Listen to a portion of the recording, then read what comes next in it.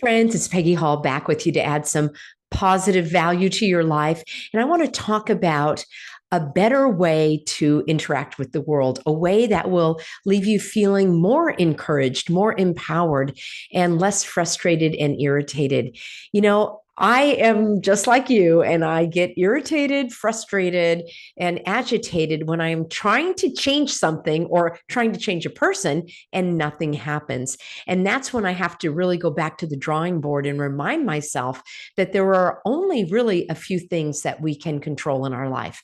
And sadly, many people, I would say, are kind of sleepwalking through life, and they're not aware that they have power in certain areas of their life, and they're trying to exert power in areas where they don't have power. So let's review this briefly, and then I also want to give you a couple of how-tos. So the only areas that you really have power over in your life, number one, and that is what you think. Your thoughts are yours. Now, I know that the government wants to try to steal those thoughts and prevent those thoughts and manipulate them. And even in some cases, they want to arrest you for thinking certain things, making it illegal to have an opinion. But the fact is that your thoughts belong to you. And I want to change that a little bit. I think we adopt certain thoughts that other people said about us, phrases that they said that then we started to believe. These may have been impressions by your family, your teachers, your coworkers, your just society, things that you've seen in movies, read in books, and you started to believe that about yourself. So you started taking on thoughts such as, oh, I'm so inept, and why can't I get anything done? And what happens is often those thoughts are then uttered out loud. And I've heard people say, it's almost like they have a broken soundtrack. Oh, I'm so stupid. Oh, why did I do that? Or I'm always doing that wrong. Oh, I'm not very good at this. And I want to bring you full circle in a moment about how that can become a passive aggressive exercise that actually strips even more power from you. And I do realize that some people say these things in a way to possibly get sympathy from someone else who then is going to encourage them and say, oh, no, you're not stupid. Why are you saying that? No, you're good at that. I can see the value of what you're doing. And you immediately are getting people to encourage you and approve of you and applaud you because of these negative things that you are saying out loud. And these thoughts are, these expressions are thoughts that are in your mind and you're saying them out loud. So stick with me, because in a few moments, I'm going to share with you how that is actually very disempowering. And I will give you a better way if you want to feel more in more control of your life. So thoughts come into our mind, and sometimes we feel like we're not even choosing them. They just pop into our mind. And that may be the case. Again, there's a soundtrack that's been running in your mind because of what you heard other people say about you. And maybe it was very recent. But more importantly, more important than what people say about you is what you say about yourself. So being aware of your thoughts and being aware of your self-talk, whether it's silent or out loud, is a very powerful tool. And this can improve how you interact with the world. So number one is self-awareness, just waking up and stop sleepwalking about this. You probably have heard people do this, speak like this. They probably would be surprised the number of times that they are speaking ill of themselves, or the number of times that they were having thoughts, negative thoughts about themselves. When I hear people speaking ill of themselves, I think, oh my gosh, probably they're having many more thoughts that they're not even expressing. And that is so distressing to me, because there is a better way. So being aware and controlling your thoughts, jotting them down, and actually choosing a different thought of your choosing that would make you feel more empowered, more confident, more organized, relaxed, competent. You can select the adjective or the feeling that you would like to create. So thoughts influence feelings. And yes, feelings influence thoughts. They really are intricately woven. But the fact is, we do have the power in our control to choose our feelings and choose our thoughts. Now, I'm on the record to say that all emotions are valid. I have videos on this channel about letting your sorrows be sorrows, about grieving, about taking time to mourn your losses, about not allowing others to rush you through whatever it is you're going through. So I'm not suggesting that at all. I'm actually a big fan of expressing anger appropriately, suitably, because anger is a normal, understandable, natural response to an injustice. Now, the problem is sometimes we are feeling angry when an injustice hasn't really happened. We're perceiving it, and there may be something that was misconstrued. And we certainly don't want to express our anger in a way that puts anyone or any property at harm or risk.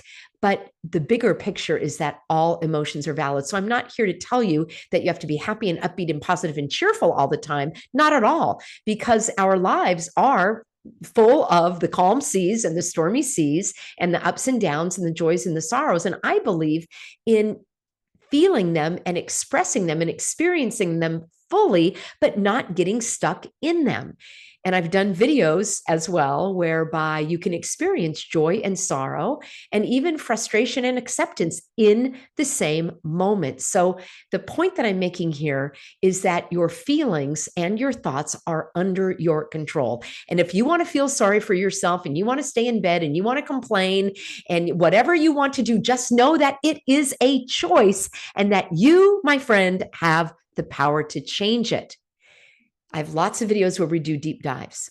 I'm giving you a bigger picture today in that you can also control your actions. So your thoughts, your feelings, your actions. That means what you do or what you don't do, because not doing something is also a choice and it is also an action. So if there are projects that you are not doing and you're procrastinating on them, I also have videos to help you with this. We're at the beginning of the year, so I wanted to give an overview and a reminder as to you have more power than you think. Unfortunately, in our lives, it seems as though we are trying to exert that power and that control in areas where we don't have the power. We cannot change the way another person thinks. We are not responsible for their feelings. And I know our society makes us believe that we are. Make someone happy. No, we don't make them happy. Now, they may enjoy being with us, and our ray of sunshine may influence them positively, but they have the choice, and their happiness or lack of happiness, and again, happiness is not end all be all, but it is a common meme in our society. It is up to them. So when you remember that you do not have the power or the ability to control someone else's thoughts or their feelings or even their actions to some extent. I know if you are responsible for other people, there probably are certain things you can do, like take away the car keys or what have you. But the bigger picture is that they are responsible for their thoughts, their feelings, and their actions. And I think that is a very important conversation to have with your loved ones. So when we spin our wheels trying to change someone, to make someone feel a certain way, to make someone love you, or to stop being angry at you, these are their choices. And I do have some strategies and techniques whereby you can share your feelings and your thoughts and talk about your actions, but they are responsible for their own. Remembering that has been the key for me to stop being so frustrated and agitated and irritated in my life. Now, I wrote down a couple of notes because I want to make sure that I cover everything here. So I'm going to summarize this for you, that I would like you to think about what it is. I'm going to work backwards here with the action. What it is you would like to do in your life. Maybe what it is you would like to do today, what it is you would like to accomplish today. Maybe there are some goals and dreams that you have set, put in a box and close the lid and set it on a shelf, and you're ready to take down that box and open the lid and look inside and rediscover those dreams, because your dreams are valid. Do not let anyone tell you that your dreams and desires and goals are impossible or ridiculous or laughable. You get to choose. And what you decide and what you want is just as valid as what someone else wants. And I always have the caveat, as long as it's not at someone else's expense. If you are a parent and you have children at soccer practice and you promise that you would pick them up and that is your responsibility and obligation, you should do so, of course, cheerfully and with love. You don't just let them hang because you decided you wanted to watch a movie and that's what you wanted to do. That's really not being responsible. So as long as it is not at someone else's expense, all dreams are valid. In order to achieve that, I want you to think about next how you need to feel. Yes, we're going to talk about feelings. And I'm not saying that your feelings are going to guide and direct your life, not at all, but they will help you get going on your actions. So do you need to feel inspired, encouraged, energized, organized, competent, capable, curious, maybe flexible? You get to decide how you need to feel in order to take these actions that you want to take, that you've decided you want to do. And then let's take it a step back from there. What thoughts do you need to generate and create in your mind, in your intellectual thinking conscious mind, in order to generate these feelings of competence, clarity, confidence, maybe curiosity, feeling organized, energized? What thoughts do you need to think in order to create those feelings? I am a huge fan of writing in a journal. When you write in a journal, you have the opportunity to try out some thoughts. These should be thoughts that are authentic, genuine, and something that you actually do believe in. Perhaps going back to previous times in your life where you did feel capable, confident, knowledgeable, organized, and you get to choose the feelings that you want to feel. Think about those times. What was going on? Can you generate a thought that will support that? So instead of saying, I am so disorganized, then that leads to the feeling of overwhelm. And the feeling of overwhelm prevents you from getting started because you don't know where to get started. Why? Because you're feeling overwhelmed because you told yourself you're so disorganized. Now, it would be not very helpful for you to say, I am so organized. That is a far stretch and it's probably not realistic. But if you said something along the lines of, I'm going to learn how to become more organized. I look forward to becoming more organized. I'm going to find different techniques and ways to become more organized. I look forward to learning these things. That can create feelings of enthusiasm and excitement and sort of light at the end of the tunnel. The point in giving you this example is that you don't need to just flip the script and give yourself a false, phony sentence and thought that isn't realistic. You can warm your way up to it. And that can help give you a feeling of excitement and, okay, let's do this. Let me give you a simple example. I've been teaching water exercise classes for many years. And I remember when it was very rainy and cold and I was driving to the pool, I had a thought which created a feeling, which wanted to create an action. And the thought was, oh, it is so cold, I am going to be miserable. Okay. So that thought, it is so cold, I am going to be miserable, created a feeling of reluctance and actually resentment. Like, why do I have to stand outside in the rain? Why can't the class be canceled? Why do they get to be in the pool where it's already wet and I have to be in the rain? That thought generated feelings of reluctance, resistance, resentment. And then the resulting action would be me teaching a class where I was reluctant and resistant and resentful and maybe not putting my all into it. And in the back of my mind, waiting for it to be over. What a miserable, and that's a feeling, what a miserable state of being that I created with my thought. Now, I have no control over the weather. So that's a circumstance that I couldn't change. The circumstance, the fact, the situation was cold and rainy. So I could change my thinking to saying, I am so grateful that I get paid to teach this class. This is going to be a thrilling adventure. I'm going to see how dry I can stay and be creative by standing under the lifeguard umbrella while I teach. And I'm going to be very careful about not sliding on the pool deck. And I'll be very creative in teaching the class so that everybody has a good time. That already has created for me feelings of, I'm going to try this. I got this, of enthusiasm, of empowerment, of kind of creativity. I'm going to find another way. And then the resulting action is, I got this. You know what? I'm not going to let this weather get me down. Now, you may say, there you go again, Peggy, the ultimate optimist. You're far too cheerful. God just made you that way. And, you know, he did. And I'm grateful that I could be a voice of positivity to help coach you in this. Your way is going to be different than mine. Your thoughts will be generated by you in an authentic, sincere, helpful way. And those thoughts then can help create these feelings that you want, that you get to choose. And this is really an experiment. So you may generate a thought that doesn't generate that feeling. Try something else. Or maybe that's not really the feeling that you need. Maybe there's something else that will help compel you in order to take the action that you want to take.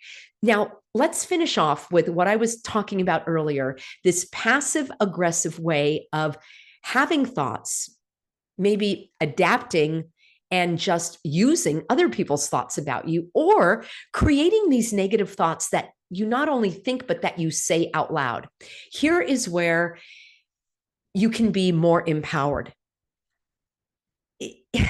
I've experienced in life people that have done this type of outward thinking, I'll just put it that way, where they're saying things that they would never say to a friend. Hopefully, they would never say, oh, you're so stupid. You always do that wrong. What is wrong with you? You're so bad at that. Like, would you say that to a friend? Hopefully you wouldn't. You wouldn't have that friend very long. And if you did, I would be worried about that friend who wants to be punished like that. So why are you punishing yourself? Well, there are a couple of things that could be going on here. Number one, you're unconscious, meaning hopefully you're not unconscious. What I mean is that, number one, you are not aware. You absolutely are sleepwalking, and you simply have not developed the skill of self-awareness. You didn't even realize that you were talking to yourself that way. That is a very valid option. So that may be you. And if that's you, it's very simple to fix. All you do is listen to what you say out loud, practice jotting down your thoughts so that you'll be more aware of them. And again, the exercise I gave you about choosing your thoughts to generate the feelings to help you take action. Now, another reason why people may speak these thoughts out loud is that they heard them all their life. They had people say these things to them and they believe them. They think that they're true. And in fact, they think that they're so true and that may have come from an authority figure like a parent or a teacher or a boss. And because they admired that person or at least saw them as an authority figure, they believed them. And so they thought, well, if they're saying that about me, it must be true. That is very sad for me. And I really want you to take a look at that, because whoever those people were, like, how do they know you better than you do? So this is an opportunity for you to literally delete, erase, and cancel those thoughts that came from those people. You may not even know who they were, but you do not have to hang on to those thoughts any longer. The third thing, and this is where I want to go with the passive aggressive, is there may be some people that know exactly what they're doing. They say that all the time. They have a habit of demeaning themselves, of speaking ill of themselves. And what I've noticed is many people will rush to the rescue and they'll say, oh, no, you did good. No, you're a good cook. No, and that's really great. Or, oh, no, they'll turn around whatever you said and they'll start to encourage you. Now, I think there's nothing wrong with that if the first or maybe second or maybe even the third time somebody encouraged you, you stop bad-mouthing yourself. But once it goes beyond 2 or 3 times, here's a little tough love, friends. That's passive aggressive. You are seeking out, and you may not realize it. Here's the tough love. And maybe it's not you, but it's someone you know. So let's use it. Let's say they are seeking out approval, affirmation, acceptance, and encouragement from other people who then are going to say, you're doing great. Now, I had a client many years ago, so it's none of you that I know. It's many, many, many, many, many years ago. And she was a naysayer. It constantly second guessing her decisions, moping around, always sighing. I'm not very good at that. Oh, I'm horrible. Oh, I made the wrong decision. I don't know what decision to make. And in the beginning, being the encourager and coach that I am, I would say, no, you got this. I think that's fine. No, you can follow through. And then after the second or third time, I'm like, oh, I am feeding that. It's actually a type of manipulation. And the sad thing is, this is really, my heart is full of compassion for people who find themselves in that pattern. They are doing it because they are seeking the approval, the affirmation, the recognition, the validation, dare I even say the love and acceptance that they never got previously.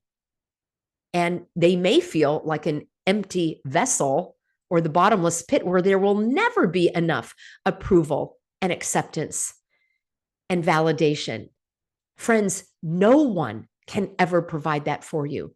Not me as the professional encourager, not your spouse, not your parents, not your children, not your siblings. Well, I'm a person of faith. So God alone, I put my faith, and I know that He has created me and He loves me and He wants to bless me. And it's the same for you. But if you can take that and give yourself the encouragement, the approval, the acknowledgement, the validation that you are seeking from other people. And you do that with those thoughts that I was talking about. Your thoughts, your feelings, your actions can all create a cascade where you do feel more positive, confident, competent, and empowered. Stop waiting for other people to give you that encouragement. And stop with the passive aggressive. Oh, I'm so bad. I'm so stupid. I'm not good at that. It's draining on other people. It's a self-fulfilling prophecy if you continue to tell yourself that. And in your desire, or their desire, for speaking about them, in their desire of trying to feel better about themselves and feel more empowered, it actually backfires.